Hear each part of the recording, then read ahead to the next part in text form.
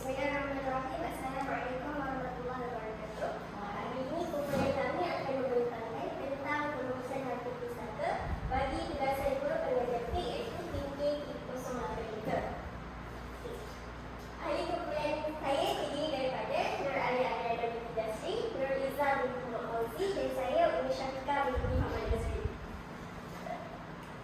Okey, sebelum bermula kita kenal dulu apa yang dimaksudkan dengan harta pusaka. Okey, harta pusaka bermaksud segala apa yang menjadi kepunyaan si mati di masa hidupnya kemudian ditinggalkan untuk waris-warisnya sama ada dalam bentuk harta benda, hak-hak dan apa yang termasuk dalam miliknya setelah dia mati. Okey, bermaksud harta yang didapat yang dia hasilkan semasa dia hidup ditinggalkan untuk waris-warisnya. Okey, itu yang dimaksudkan dengan harta pusaka.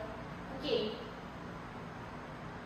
Kita kenal harta pusaka dengan kategori bukan harta pusaka. Okey, kita pergi pada harta pusaka dulu. Yang pertama, didapati secara halal. Okey. Itu bermaksud semasa semati hidup dia menjayakan sendiri harta-harta dia tu dengan melakukan pekerjaan yang halal. Contoh, duit gaji simpanan-simpanan dia yang dia dapat daripada hasil pekerjaan dia yang halal. Sebenarnya dia jadi cikgu apa semua, tapi bukannya contoh kalau dia ada duit tu dapat harta tu daripada merompak, jadi itu bukanlah kategori harta pusaka sebab dapat secara haram. Yang kedua, sewa yang belum dijelaskan. Okey, contoh ada katalah si mati ni dia memiliki perusahaan rumah sewa. Jadi dia sewakan rumah dia dekat orang lain. Jadi bila dia mati, walaupun orang tu belum bayar dan akan bayar pada bulan seterusnya, itu tetap dikategorikan sebagai harta pusaka untuk si mati. Okey, yang ketiga, hutang kepada si mati yang dijelaskan. Okey, contoh dia dah mati tapi orang yang berhutang ni jelaskan hutang dia kepada si mati. Jadi itu pun masih dikira harta pusaka bagi si mati. Yang keempat, simpanan KWSP. Okey, simpanan KWSP ni kategori dia kumpulan wang simpanan pekerja. Okey, ini selalunya untuk pekerja-pekerja yang bekerja dalam kategori swasta. Jadi bila dia ada gaji, dia akan masukkan dalam KWSP dan KWSP ni saban tahun sebenarnya dividen dia akan naik. Jadi kat situlah simpanan dia akan semakin bertambah dan bertambah. Jadi kat situlah walaupun harta dia tu berbentuk dalam dividen, dia masih lagi dikategorikan sebagai harta pusaka dan layak untuk diwarisi oleh ahli-ahli waris dan juga bernama takaful. Okey, andai kata si mati ini merupakan seorang penama takaful yang dinamakan oleh seseorang yang lain dan dia jadi penama. Jadi andai kata orang yang menamakan si mati ini memberikan bahagian kepada si mati tapi tak sempat pun untuk diambil oleh si mati, maka masuk juga dalam kategori harta pusaka dan seterusnya barang dari sesungguhnya semasa hayat. Okey, andai katalah dia simpan duit untuk beli sesuatu aset, contoh rumah. Jadi tapi dia tak sempat pun untuk dapatkan rumah tu semasa dia hidup. Jadi apabila rumah tu dah lulus sebenarnya, selepas dia hidup, selepas dia mati, maka rumah tu akan dikategorikan sebagai harta pusaka dan akan diwarisi oleh ahli-ahli warisnya. Okey, bukan harta pusaka pula, harta yang dijual, dihibah, diwakaf dan juga dipegang amanah. Okey, apa-apa sahaja harta yang dia pindah milikkan kepada orang lain, maka itu bukanlah kategori harta pusaka sebab dah bukan milik dia. Yang kemudian adalah khairat kematian. Khairat kematian ni selalu kalau in real life kita akan ada setiap bulan kita dekat masjid ataupun dekat KWSP ke apa ke kan, kita akan buat potongan atau kita buat bayaran untuk persediaan untuk kita meninggal nanti. Ada kata apa kita meninggal, surau dekat tempat yang kita uruskan khairat kematian tu akan uruskan kos-kos perbelanjaan kita punya khairat kematian. Okay, kenapa khairat kematian ni bukan kategori harta pusaka? Sebab dia hanya disediakan hanya untuk menguruskan kos-kos semasa si mati-mati daripada segi jenazah, mandi, apa-apa sahaja yang berkaitan dengan kematian sahaja, dan juga dia akan diberikan sebagai hadiah ataupun sedekah kepada keluarga si mati. Jadi dia bukanlah kategori harta pusaka. Kemudian pemberian penziarah kematian. Contoh kalau kita menziarah orang, kita akan bagi duit. Jadi duit yang kita terima tu bukanlah duit yang dikategorikan sebagai harta pusaka yang perlu dibahagikan kepada semua. Dia just sedekah saja dikira sebagai sedekah dan boleh digunakan mana-mana orang ataupun ahli yang terdekat. Yang kemudian imbuhan pampasan satu arti macam hadiah kan, apa yang orang beri kepada si mati, maka ia bukanlah kategori harta pusaka sebab dia bukan daripada hasil si mati sendiri. Kemudian pencen terbitan. Pencen terbitan ni apa-apa saja kos-kos yang si mati dapat asal daripada dia pencen apa-apa sajalah kos-kos luar daripada dia punya hasil yang dia cari sendiri, maka itu bukanlah daripada kategori harta pusaka. Dan yang sekali adalah bayaran di bawah perkeso. Perkeso ni sebenarnya dia kumpulan apa yang pekerja tu yang kalau macam dia ada skim-skim dia, contoh skim kecederaan ke apa kan. Jadi semasa dia hidup ni si mati akan bayar tiap bulan kan, ataupun potongan daripada gaji dia tiap bulan. Dalam contoh kalau gaji dia 2.5k, dia akan dapat dia akan potong RM17 contoh tiap bulan RM13. Jadi duit yang dia potong tu apa bayaran yang dia buat di bawah perkeso pun bukan juga kategori harta pusaka dan tak boleh dituntut oleh mana-mana waris. Okey. Okey, peranan undang-undang pusaka Islam Faraid. Kenapa perlunya adanya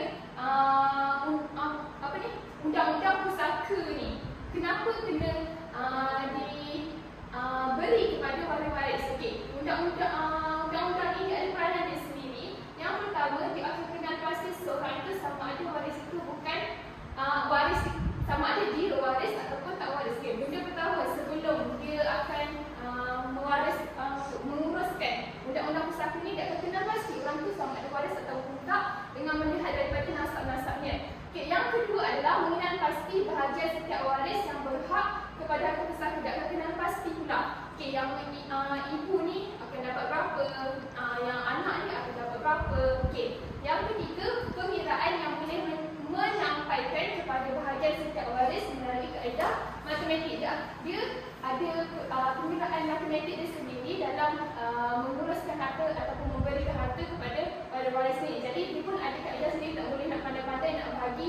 Macam contoh kalau mak dia kata aku ni lahirkan anak aku kan, jadi aku nak ambil separuh, jadi tak boleh. Dan kat situ kita ada undang-undang Faraid ini sendiri dan kita akan ikut undang-undang tersebut. Okay, seterusnya selepas kita tengok lagi apa itu harta pusaka, apa yang harta pusaka, kita tengok pula kepada ashabul furud.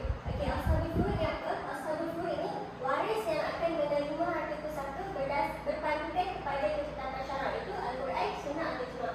Jadi golongan ashabul furud ni dia akan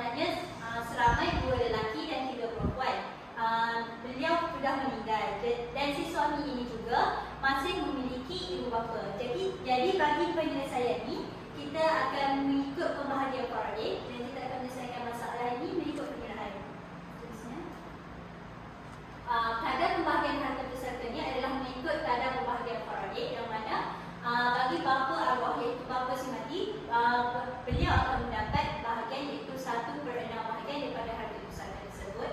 Dan begitu juga ibu arwah akan mendapat 1/6 bahagian daripada harta pusaka.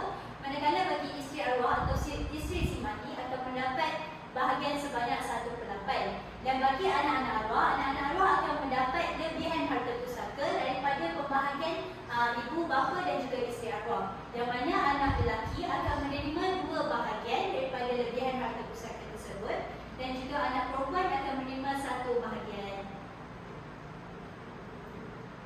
Dan pembahagian faraid ini seperti yang Umi terangkan tadi, dia merujuk kepada surah An-Nisa iaitu surah keempat ayat yang ke-11. A'udzubillahi minasyaitonirrajim. Yusikumullahu fi auladikum lidzakari mithlu hazzil unsayayn. Fa in kunna nisaa'an fawqa ithnatayn falahunna thuluthu ma tarak. Wa in kanat wahidatan falaha nisfu wa li abawayhi likulli wahidin minhum as-sudus mimma tarak in kana lahu walad. Fa in lam yakun lahu waladun warithahu abawahu faliummihi thuluth. Fa in kana lahu ikhwatun faliummihi السدس من بعد وصية يوصي بها أو دين. آباؤكم وأبناؤكم لا تدرون أيهم أقرب لكم نفعا فريضة من الله إن الله كان عليما حكيما. Daripada ayat 11 daripada surah An-Nisa ni telah diterangkan dengan detailnya oleh Umi tadi dalam pembahagian faraid. Okey, jadi daripada pembahagian harta pusaka ni saya akan melakukan penyelesaian untuk tentukan kadar-kadar bahagian faraid bagi ahli waris si mati. Jadi bapa arwah daripada sini dia akan mendapat 1/6 bahagian daripada harta si mati. Seterusnya ibu arwah pula akan mendapat 1/6 sama bahagian dengan bapa arwah, dan kemudian isteri arwah akan mendapat 1/8 bahagian daripada harta pusaka arwah. Jadi untuk membahagikan penyelesaian harta pusaka ni dengan kadar faraid yang betul, maka kita akan menggunakan kaedah pecahan, iaitu 6 ni akan didarabkan dengan 4, 6 ni akan didarabkan dengan 4 juga, dan bagi 8 akan didarabkan dengan 3. Jadi bahagian si isteri akan didarabkan dengan 3. Untuk melakukan pecahan ni, kita setelah samakan bahagian bawah pecahan ni, iaitu setelah didarabkan bahagian ni akan mendapat jumlah 24, manakala bagi bahagian bapa arwah akan mendapat 4 bahagian, begitu juga ibu si mati dan juga isteri si mati akan mendapat 3 bahagian daripada 24 bahagian. Jadi harta arwah ni, harta pusaka yang ditinggalkan oleh arwah ni adalah sebanyak 300,000. Jadi 300,000 ni akan dibahagikan kepada 24 bahagian, yang mana satu bahagian akan bersamaan dengan 12,500. Jadi untuk mendapat bahagian faraid bagi bapa arwah adalah 12,500 ini akan didarabkan dengan 4. Maka jumlah dia akan bersamaan dengan 50,000, iaitu bersamaan dengan ibu arwah, iaitu 50,000 bagi bahagian faraid bapa arwah dan juga ibu arwah. Manakala bagi bahagian isteri arwah, 12,500 akan didarabkan dengan 3 bersamaan dengan 37,500. Jadi setelah mendapat bahagian bagi bapa arwah, ibu arwah dan juga isteri arwah, 300,000 ini akan ditolak dengan jumlah bahagian bapa arwah, ibu arwah dan isteri arwah untuk dibahagikan pula kepada anak-anak arwah, iaitu sebanyak 300,000 akan ditolak dengan pembahagian harta pusaka oleh ibu, bapa dan juga isteri arwah, iaitu 300,000 akan ditolak sebanyak 137,500, dan bersamaan bakinya adalah RM162,500 untuk dibahagikan kepada anak-anak arwah, iaitu anak lelakinya akan menerima 2 bahagian, manakala anak perempuannya akan menerima 1 bahagian, iaitu anak lelaki arwah seramai 2 orang, manakala anak perempuan arwah adalah seramai 3 orang. Jadi untuk membahagikan ini, anak lelaki akan menerima 2 bahagian, iaitu 2 didarabkan dengan 2, manakala anak perempuan 3 orang, 3 akan didarabkan dengan 1. Jadi bersamaan dengan 3, 2 dan 2, 4. Jadi jumlah yang perlu dibahagikan daripada baki harta pusaka ini adalah jumlah 162,500 ini akan dibahagikan kepada 7, maka kita akan buat kepada 7 bahagian dan bilangan anak. Jadi untuk dibahagikan, anak lelaki akan mendapat 2 bahagian, anak lelaki yang kedua akan mendapat 2 bahagian juga, dan anak perempuan pertama akan mendapat 1 bahagian, perempuan kedua akan mendapat 1 bahagian, dan anak perempuan ketiga akan mendapat 1 bahagian. Jadi 162,500 ni akan dibahagikan kepada 7, maka nilai sebagai 1 bahagian ini adalah sebanyak RM23,214.29. Jadi untuk menentukan bahagian faraid bagi setiap anak-anak si mati ini adalah untuk anak lelaki RM23,214.29 akan didarabkan dengan 2, yang mana akan mendapat jumlah sebanyak RM46,428.58. Bagi setiap bahagian anak lelaki si mati akan mendapat sebanyak RM46,428.58, manakala bagi bahagian faraid kepada anak perempuan si mati adalah sebanyak RM23,214.29, iaitu 1 bahagian. Itu saja. Okey, kita masuk kepada bagaimanakah penyelesaian pengurusan harta pusaka yang tadi itu dapat melahirkan generasi madani. Okey, kita pergi kepada isi yang pertama. Kenapa pengurusan harta ini dapat melahirkan generasi madani? Okay. Dengan memastikan hartanya bergerak cerdas dan berkembang di dalam pelbagai sektor ekonomi. Okey, harta bergerak cerdas ni dia bermaksud harta tu dia tak duduk kat situ je. Dia ada waris yang akan mengembangkan harta-harta semati ni dan memberikan manfaat kepada harta tersebut dan sekaligus memberi manfaat kepada si mati sendiri yang sebagai pengusaha harta. Okey, kita tengok sebagai contoh harta cerdas.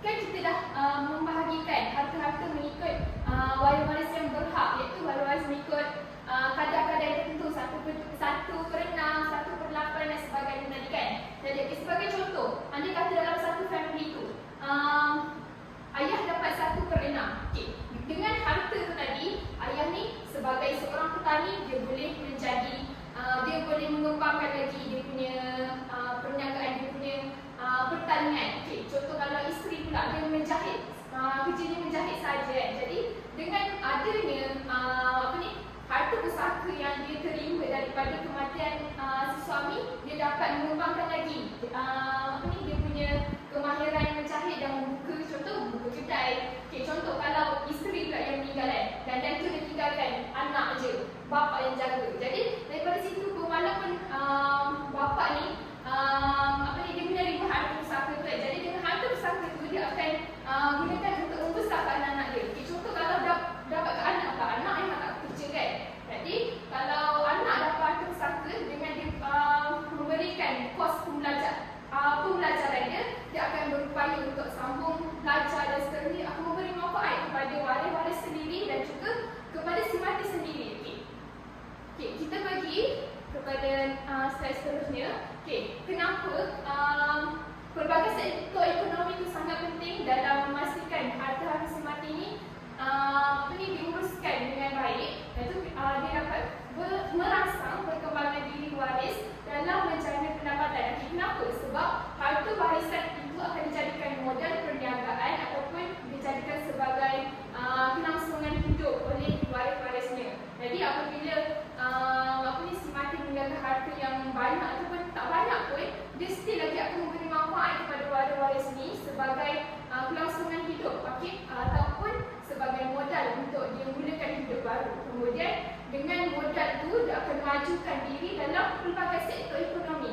Tak kisah apa-apa saja bergantung pada waris tu. Sebab waris tu kadang-kadang kita lahir daripada pelbagai latar belakang. Ada yang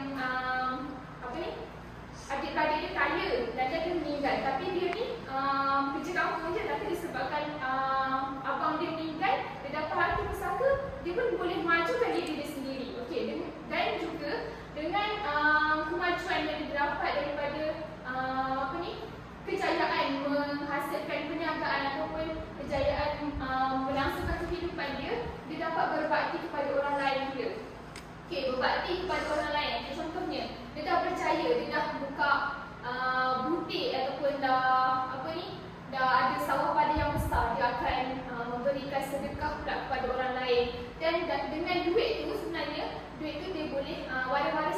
akan mengingatkan kepada si mati. Jadi kat situ dia berbalik kepada si mati juga yang sebagai pengeluar duit, harta pusaka tu. Jadi kat situ harta tu sebenarnya dia takkan berakhir dengan sebarang perkara yang negatif. Dia walaupun si mati dia tak dapat pun duit sebab dia dah mati kan, dia tak dapat pun duit dia, tapi dengan dia memberikan harta-harta, dia mewariskan harta-harta dia still lagi mendapat manfaat daripada segi pahala apa semua dengan bakti yang waris buat kepada orang lain pula.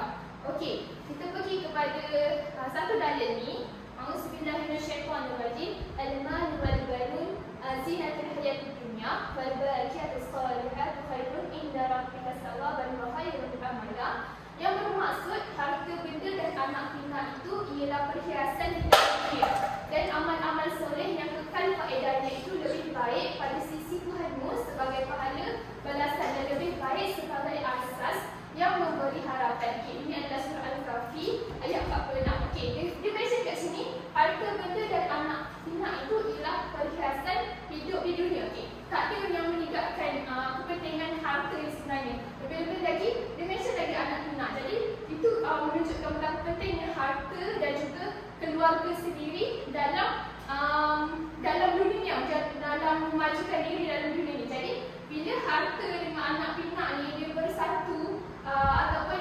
dimanfaatkan, jadi dia akan menjadi satu perhiasan hidup dekat dunia yang sangatlah indah, dan juga amal-amal soleh yang kekal faedahnya daripada harta tu dan juga daripada keluarga tu. Dia buat sesuatu yang berfaedah dengan harta warisan tu. Dia jadi amal-amal soleh yang kekal faedahnya itu baik pada sisi Tuhanmu, dan pahala balasan itu lebih baik sebagai asas yang memberi harapan. Okay.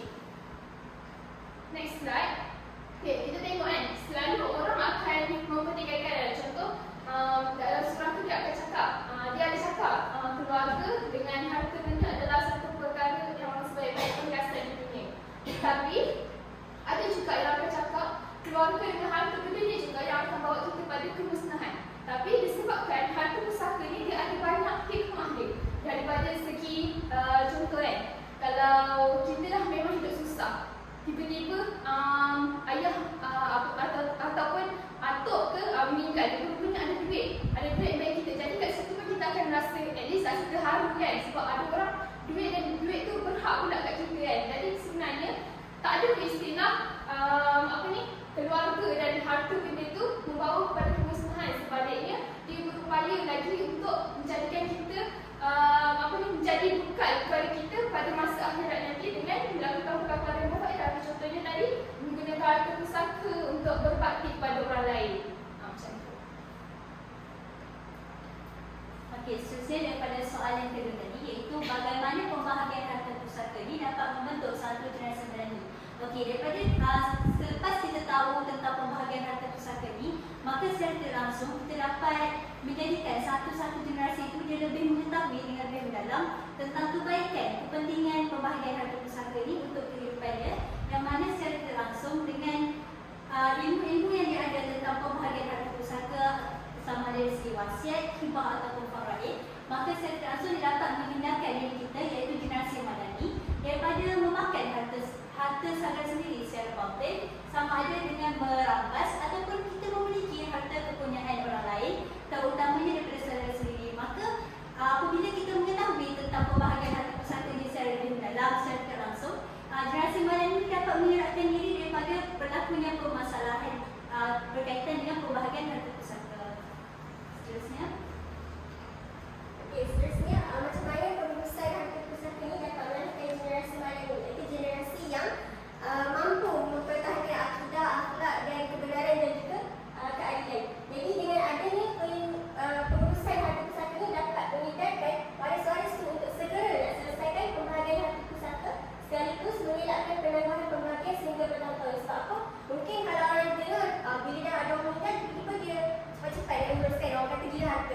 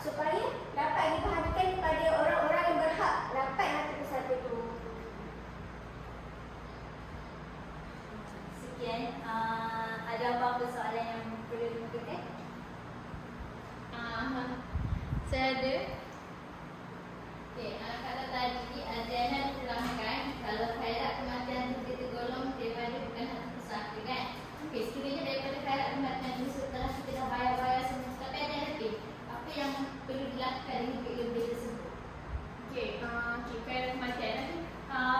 Kerana kematian ni kita faham dulu macam mana konsep dia. Kerana kematian ni si mati bayar kan, dan juga orang bila dia mati, orang akan gunakan sebagai kos dia menguruskan jenazah dia. Contoh, kalau kos hasil daripada dia simpan masa dia hidup tu betul-betul 3,000.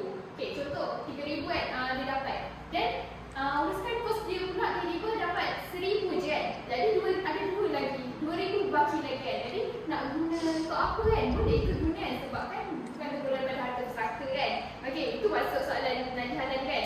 Okey, sebenarnya harta khayat kematian ni dia digunakan sebagai pemberian untuk menguruskan kos jenazah. Jadi bila dah potong untuk kos jenazah, contoh dah 1,000 ada baki 2,000, dia akan dianggap sebagai sedekah untuk ahli keluarga. Jadi mana-mana ahli keluarga pun boleh guna